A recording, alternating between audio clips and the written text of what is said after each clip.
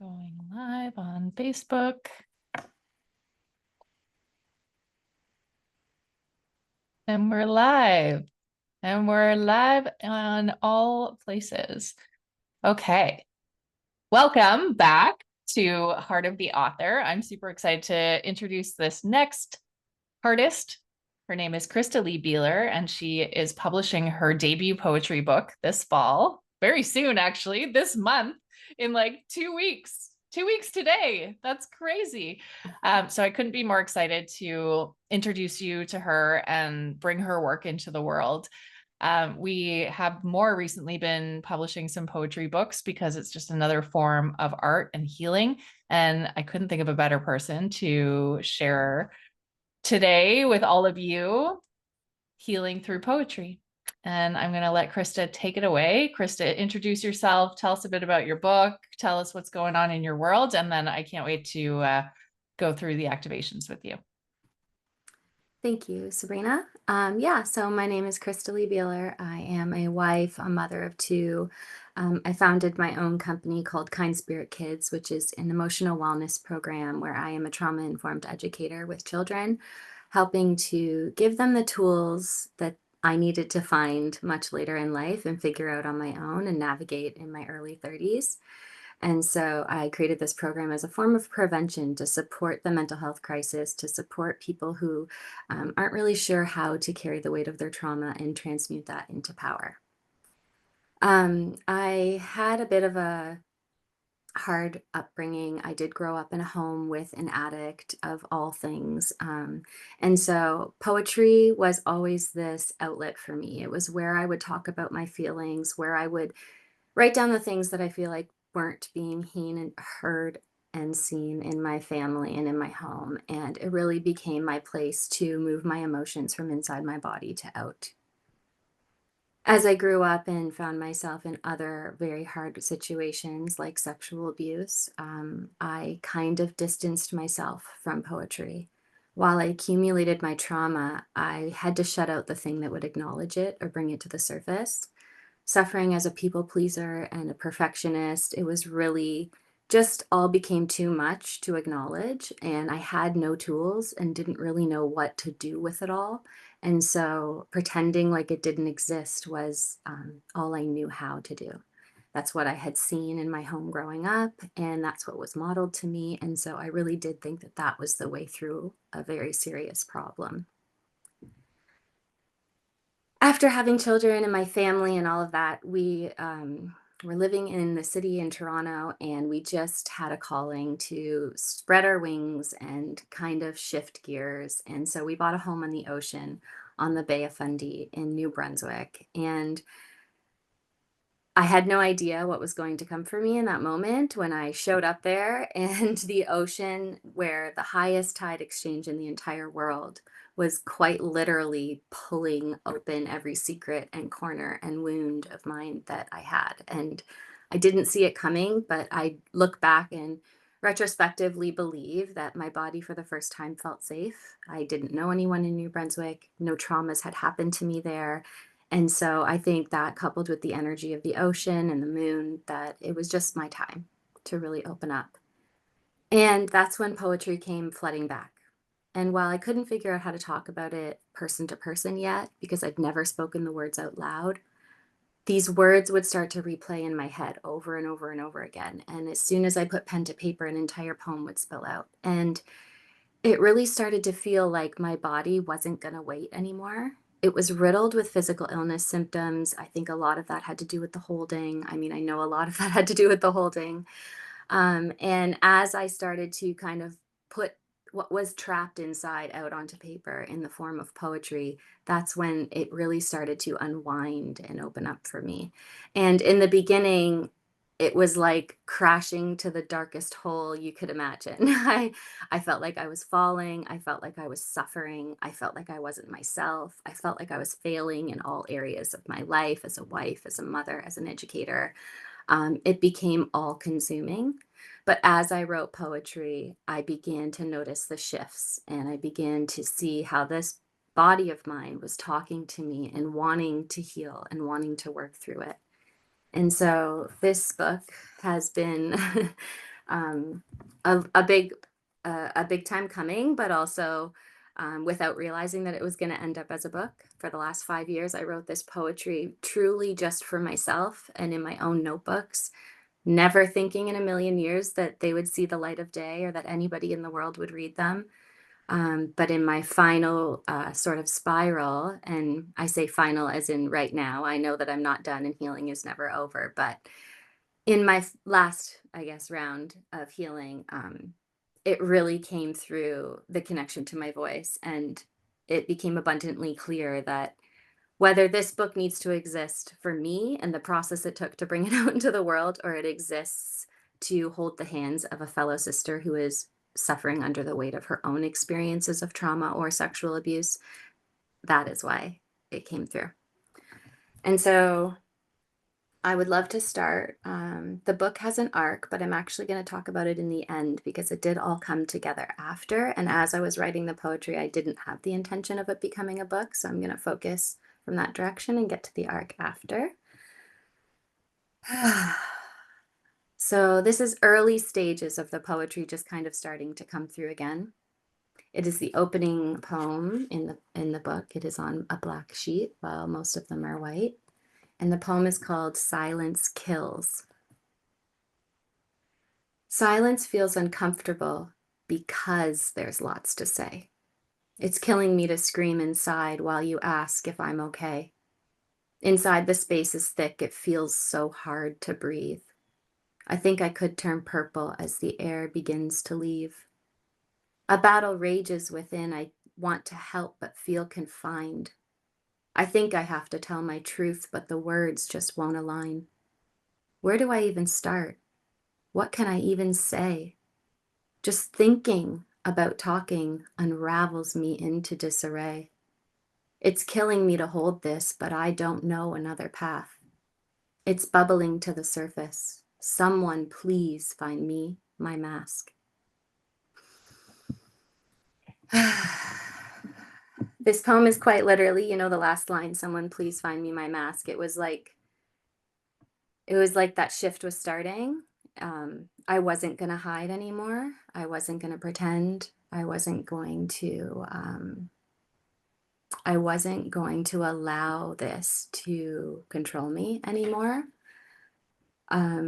I was thinking about talking, but I had no idea how to do that yet. I wanted to cover up again so many times. I had a lot of regret for having lost control of burying my secrets. It felt like they were slipping out of me before I even could have control or stop it. It felt like it was happening without my permission and my consent. Um, it was so uncomfortable. And I had these new truths screaming inside of me all of the sudden, which I had truly disassociated from for over a decade. And I just didn't really know how to say them out loud. I didn't know how to tell somebody this truth. It felt excruciating. It felt lonely, but my body was clearly ready to talk. Once I allowed the poems to come through, I was finally open to looking at my truths, which I think that was the gate, that was the latch that I did have control over, was embracing what was coming through and coming up. Ultimately, it was time to crash because when these experiences happened to me, I did not give myself that time. And so I had decades worth of holding and worth of crashing. I was experiencing trauma paralysis, panic attacks. I would cry for days, thoughts of self-harm, trauma reels of my experiences, just like a movie I couldn't turn off. And it was so, so, so challenging to access myself. I felt so far from who I was. I just didn't know what to do. I had heard about doing the work, but I didn't know what that meant yet. And so this is a poem I'm going to read now called Stuck at the Movies, about that reel that happens when you experience abuse or trauma and the images just kind of flash back and you don't have control over them. So it's called Stuck at the Movies. I went to the movies, not by choice. I didn't choose the film, and I didn't like the noise. This movie replays on fast forward, no pause. It never seems to end while it spirals and gnaws. It's definitely rated X with no stop for intermission. The images just flash without my permission. This movie is relentless, so visceral, so real. How can I progress when the images I can feel? Someone break the screen, smash it all to bits, stop these images from replaying all of this. It flashes by so fast and starts all over again. Will I catch a break? Will this replay end? I push, say no, you go harder, hold me close. I try to go, you pick up speed, fears overflow. I drop a tear, then the torture ends. And just like that, it replays again. Someone please get me out of here. I'm struggling for air. It's been 10 years. Make it stop. I'm not okay. I'm going mad, wrapped in disgrace. Where is the exit? I need some space. I'm stuck at the movies and I hate this place.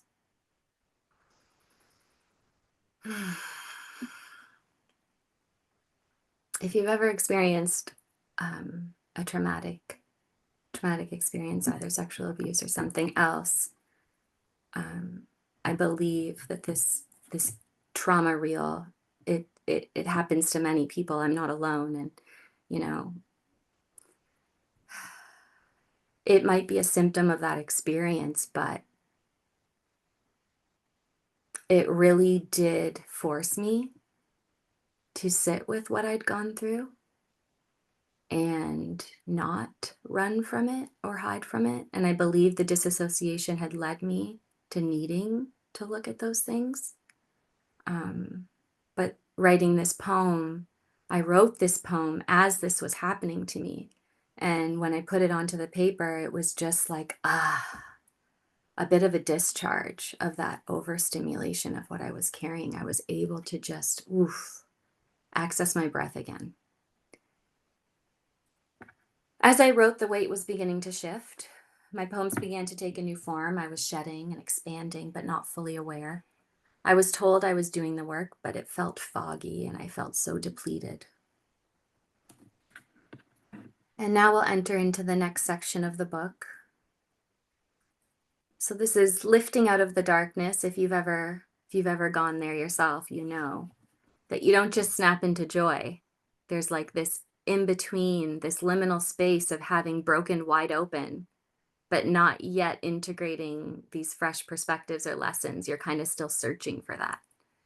And that is this liminal space. This is the interim of healing. This is where it's more like puddle stage, crying and releasing the things that you accessed in the darkness. And so now I'll read you a poem from that section, and it is called Flying into Courage. The pace is fast, the direction unclear. There's a mix of emotions from anger to fear. Like a train at top speed, she is moving at least. Is it left into darkness or right to her release? From yearly stagnations, she's now motion sick, trying to focus but failing at it. The moment arises, she flips the switch. She closes her eyes, beginning to unstitch. Thread by thread, popping at the seams, hemorrhaging violence with no self-esteem. Surrender, trust, and acceptance she needs. Unable to focus while forgetting she breathes. Whether she's whirling frontward or back, neither represents a loss or a lack. It is in this whizzing the downloads come in. The point of it all is to go deep within. She closes her eyes and takes a slow breath, disintegrating doubt and pure panic. She takes another and another again, indulging in the moment. Her courage kicks in.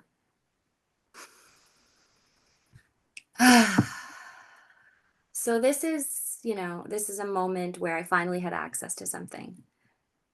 It felt like a shred of light was coming back, a something to hold on to, where in the darkness, I truly felt like I had nothing and I was nothing.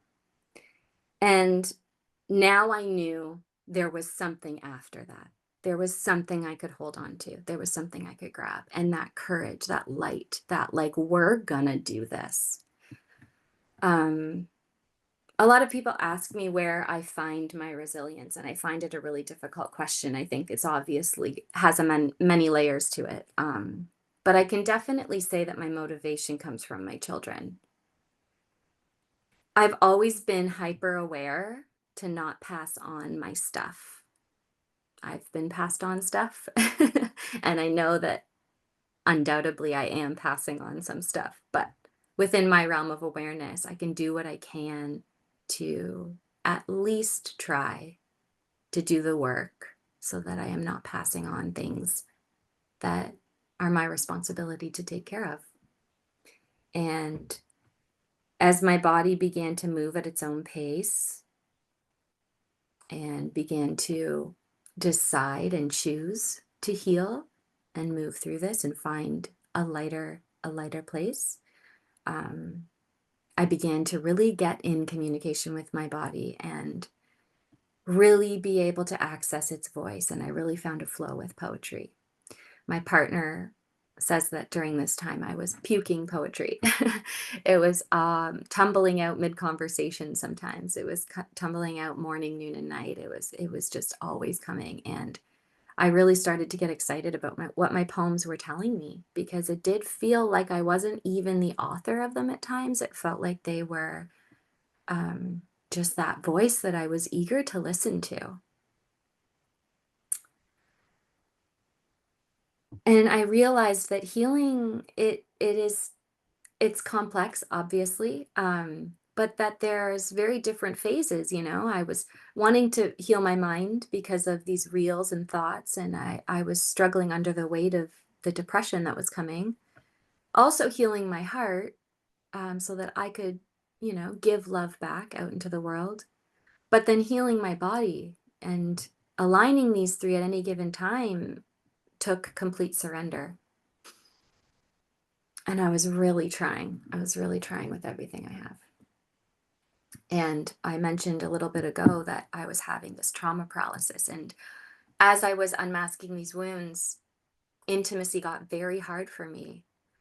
My body got really confused. We were talking about this abuse that had happened in the form of intimacy, yet I had a longing to be with my husband. And it was so confusing to my body. It was tensing up at the idea of intimacy, but I knew that it was something safe with my partner. And so it was a very confusing time trying to relax and open up and be able to enjoy the very thing I want, but simultaneously is the very thing that once hurt me. And so this next poem I'm reading is titled, "This Time It's Love." Her body tenses at intentions and anticipates that the very thing she knows she wants is the very thing that made her ache. Open, closed, tense, relaxed. Revise the action, enjoy the act. Her mind says try, her body says wait. She proceeds with caution at the crossroads of fate. Stiff, soft, racing, clear. Rewire the body, lay down the fear. This time, it's true love. She says, go slow. The universe opens. Together they go. All the way to the center. She breathes. He breathes. They breathe. She opens and blooms. Fully. Finally.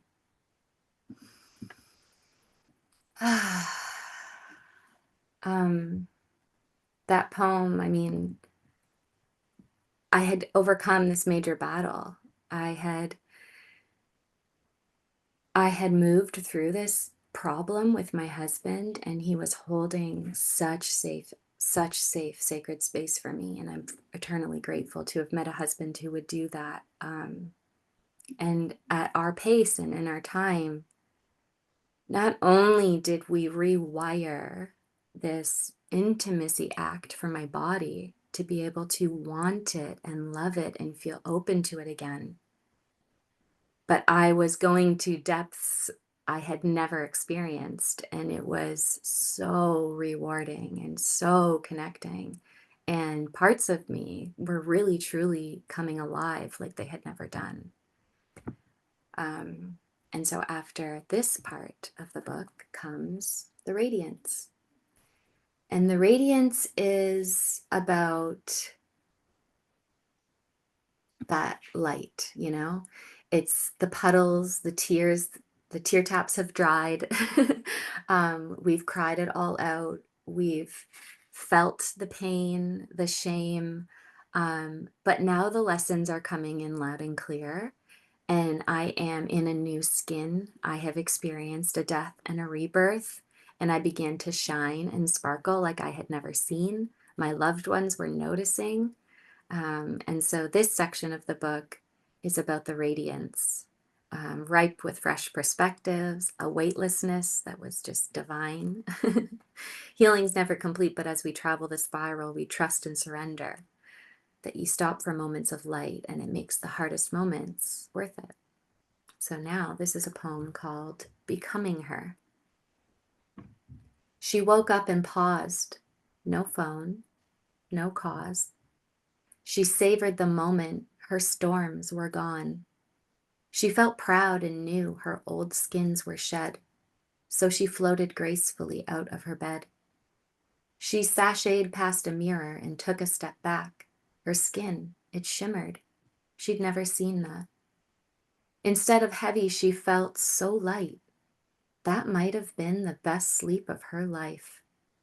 Safety, love, and utmost care were new and comforting. How did she get here? She opened her wounds and licked them all clean, healing the abuse her body had seen. She magnetized abundance and impacted the world.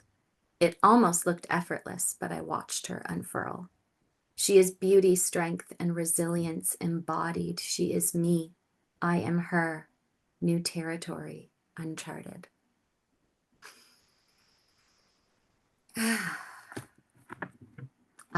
So this was a fun time. This was really coming out of the fog, and I was dancing in the kitchen again. I was laughing again from my belly. I was smiling. It was a time that it felt like such a beautiful reward for what I had gone through. And it was so exciting to just revel in that moment and access this worthiness and this self-love that I didn't have access to because of the blockages of holding.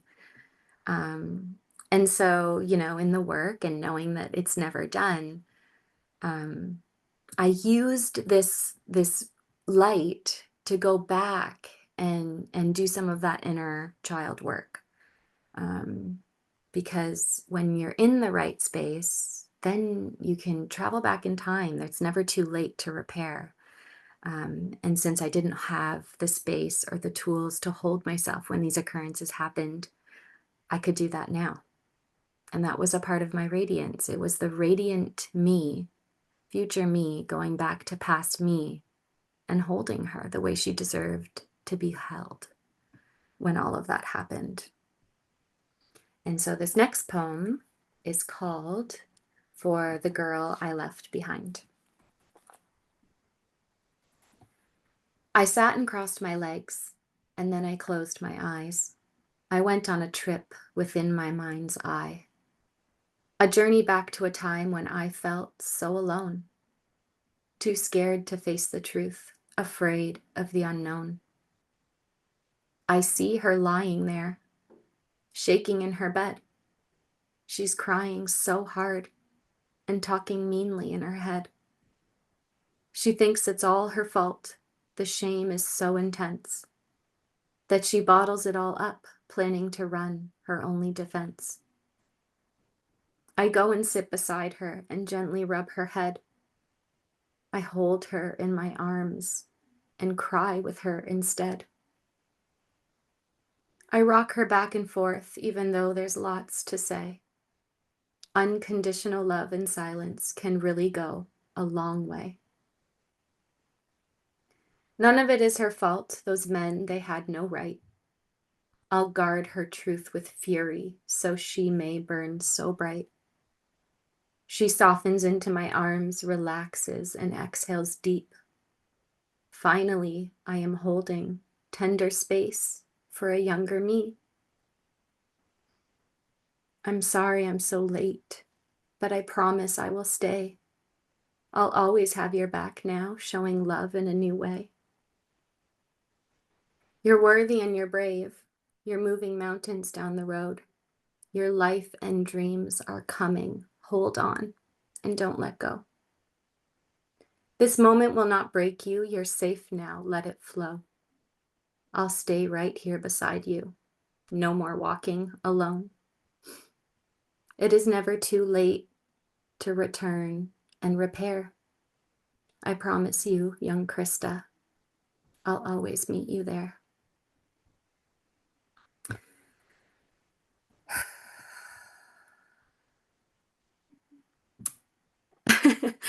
um, that poem always makes me cry. um, for a few reasons. I think because that younger version of me was doing the best she could. Um, it was survival. And I feel sorry that she didn't feel safe to cry. I feel sorry that she didn't feel safe to ask for help. I feel sorry that I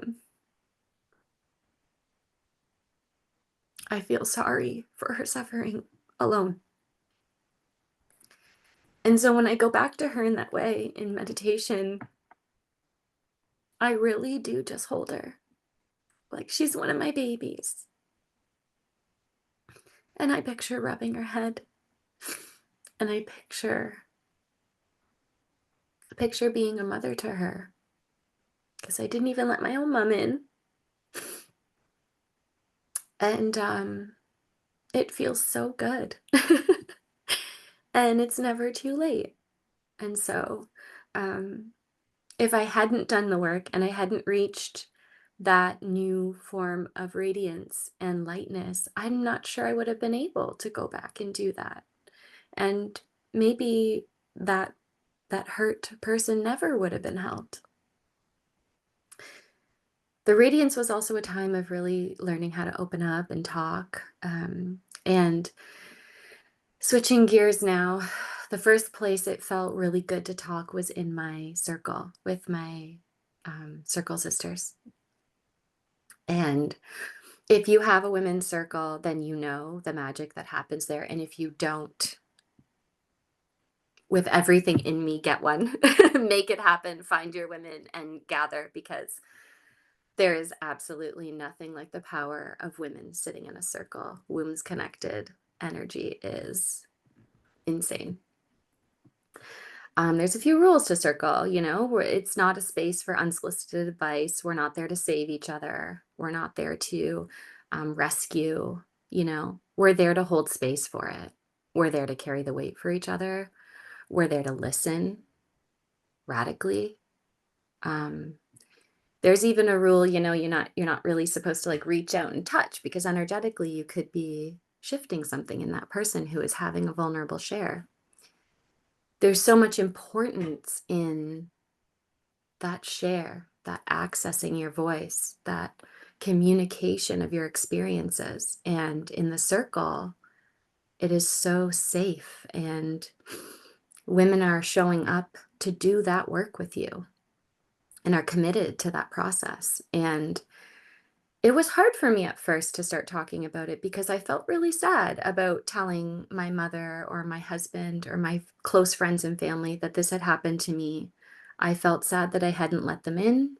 I felt sad that there was like a trust broken there. I felt sad that maybe they would feel really sad knowing that I had been hurt, as people who love me. It was really confusing. But in the circle, many of these women, this was my relationship with them, was just circling together. And then we go back to our lives and then we come back together. And so I didn't feel like that displacing was happening. And it was kind of the first time that I could comfortably and safely do that. And so I want to read this poem that I wrote about my circle sisters and the process of sharing wisdom in that space. It's called the Peace of Pie. Every woman is the baker of her very own pie. Years of experiences leading her through time. Each pie comes to circle, open and ready, uniquely spiced, some light, others heavy. The pie starts whole, filled with love and intention. Each sister takes a piece, digesting sister wisdom. A new pie is passed, different and unique. This one's fruit, it spills and it leaks. Each pie goes around like luck from a pot, swapping recipes that help us see what we cannot. Every woman here has their own specialty, a pie full of ascension to share over tea. The crust complex and layered, fillings of every kind. No two pies the same, but they each do rise. Every woman takes a bite, some finish, some can't. Until the next round of pies, no need to recant.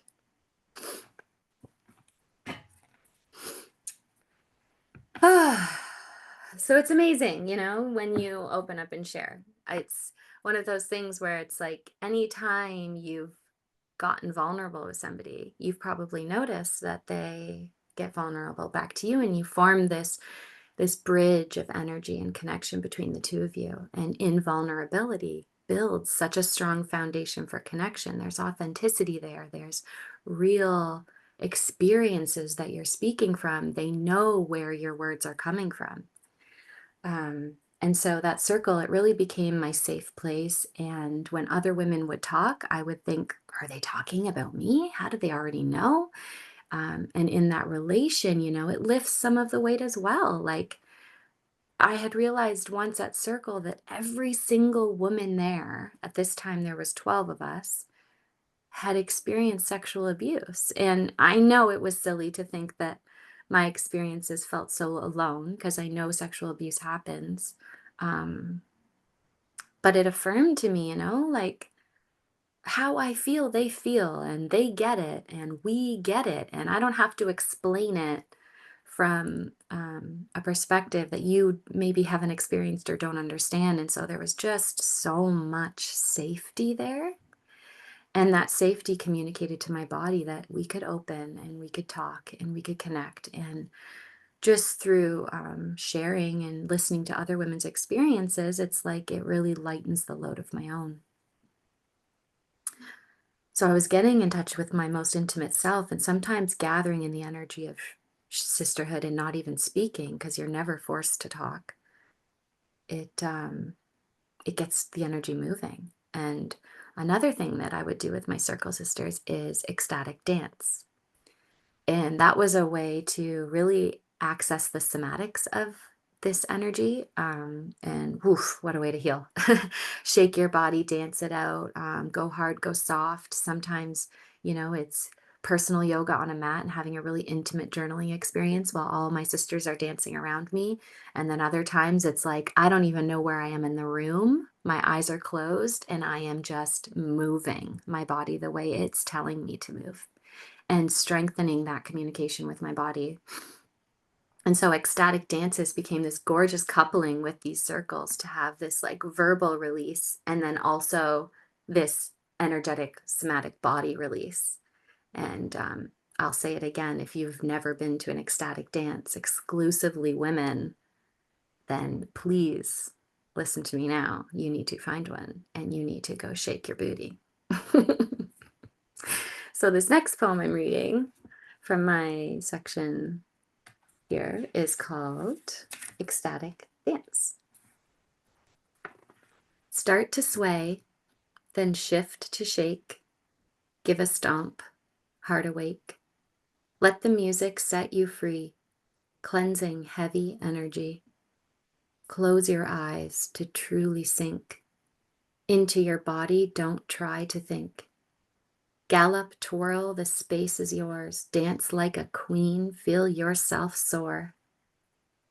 Anchor down and let it go. The music frees what won't yet flow. Unleash the wild, release the reins, meet the playful, and shed the chains.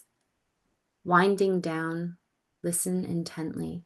Your body's whispers are landing gently. Come back to center, embrace the shift. You're lighter now, a beautiful gift.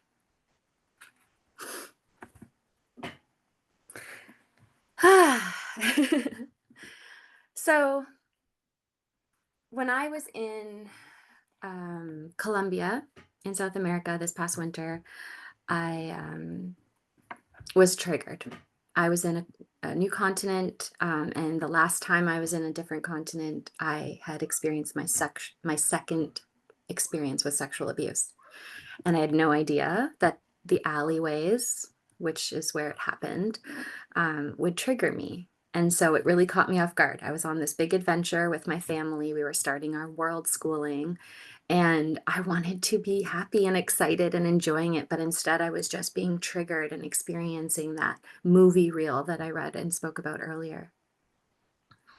And at the same time, I had signed a contract with the lovely Sabrina here to publish a children's book because of this children's program that I run. And it was coming up on the time where my illustrations were going to be due any minute now, and this book was coming to life. And I was in the thick of dealing with this sexual abuse. I couldn't even think about my characters. I couldn't even think about that book. And it felt so sad because I had once lived and breathed these characters and just brought them to life in my program. And so I had once been so excited about this book. And so while I'm in Colombia, there's just all these things happening and rushing through me, all these emotions, triggers, panic attacks, episodes, poems. And as I wind through that and kind of let this wave come over me, as I had now learned to trust and surrender, I'm just allowing myself to kind of receive it and go through it. But what was coming through and what was screaming through my head this time was talk, start talking, share your experience. It was telling me, tell the details, talk to your people, say it out loud. And it was coming through so loudly that I had to share this. And so I put some healing frequencies on in my room. I closed the door, I covered the windows, and I just really tried to go inside and was like, what do you want me to say? Who am I supposed to talk to? And after 20 pages of journaling, I had a prologue, chapters to this poetry arc that I had been working on over the last 5 years of healing this wound. And I was like, wait, what? We're doing a book swap? um, so after talking to my husband and things like that, I got a meeting with Sabrina and was like, okay, I need to talk to you. I'm not going to tell you what it's about, but I need to talk to you right away. So we get in a meeting the next day. I'm in Cartagena at this point on the ocean in Colombia at the top of South America. And I'm like, I know that my book is like due right now, but I can't publish this book. She's like, what? I'm like, yeah, there's a different book here that needs to be published. I've been writing poetry for the last 5 years, healing a very intense wound. I have an entire arc. All the poetry already exists. I think this is the book I need to publish. I already know the title, Cry With Me, Sister, We Rise at Dawn. And what I had come up with at that point is that, I had this poetry that was the breaking, and it was like that new moon when the skies are very dark and there's no light at all. And then some of my poetry fit into like, that waxing moon where a little bit of the light comes back and the healing is beginning to come. And then I had poems that were from the stage of my radiance when the skies are full of light and the moon is full and your wildest self is taking the reins. And then I had poems about my sisterhood, the waning moon, where we're turning into each other and gathering. And Sabrina was like, yeah, this is the book. And how suited, like how fitting for Femme Power Publications, right? Um, and so, my deadline, as I mentioned, was coming up for this other book. And she said, your manuscript is due in like 2 weeks. I think you need to, like, can you get it in? And I was like, it's already written. And the rest is history. I guess I'm running out of time here. So sorry. I did want to do an exercise about practicing communication with your body, but I will be opening that up in my own world. So if you want to come and find me and see what that might be about, you can find me on Instagram at Krista-Lee Beehler. You can find out information about my book and my poetry at www.crywithmesister.com. And there is also an email list where I have created a monthly full moon journal prompt juiciness email where I'm tapping into the energy of each full moon and giving you the prompts to access your own personal growth and expansion through that. And I will also be starting my In Communication with Your Body Healing Through Writing program there as well. Yeah, so Sabrina, if you have anything closing here. Well, I actually do. I wasn't planning on coming on, but I just wanted to say thank you for sharing all of that with us from your heart and your soul and your art. It's so powerful and so beautiful. And I think it's very clear what the theme is for today, which is women sharing their voice, amplifying their voice. And in doing so, it gives other women permission to do so.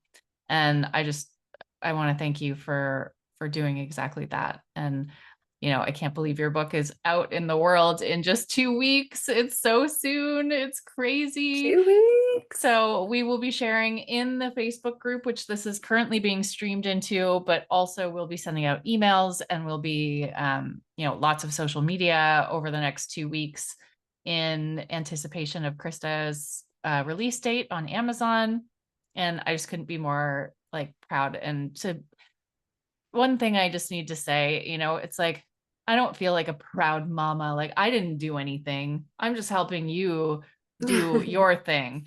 But what I will say is watching the transformation, watching the journey. I remember you coming, and I won't say anything about the characters in case you do choose to publish that children's book in the future. But, I remember you coming to me with these characters and so excited and so passionate.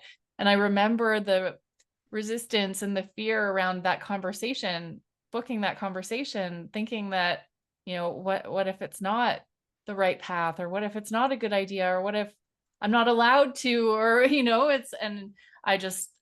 it's a perfect example of divine timing and allowing your heart and art to lead the way. And I just want to thank you for leaning into that. And I say that on behalf of everyone watching and everyone who's going to pick up your book, and all the lives that are going to be changed through your beautiful, powerful poetry and speeches and all that's to come. Just thank you for being so vulnerable and open and starting these very important conversations through art. Thank you. Thank you so much for being on this journey with me. Okay.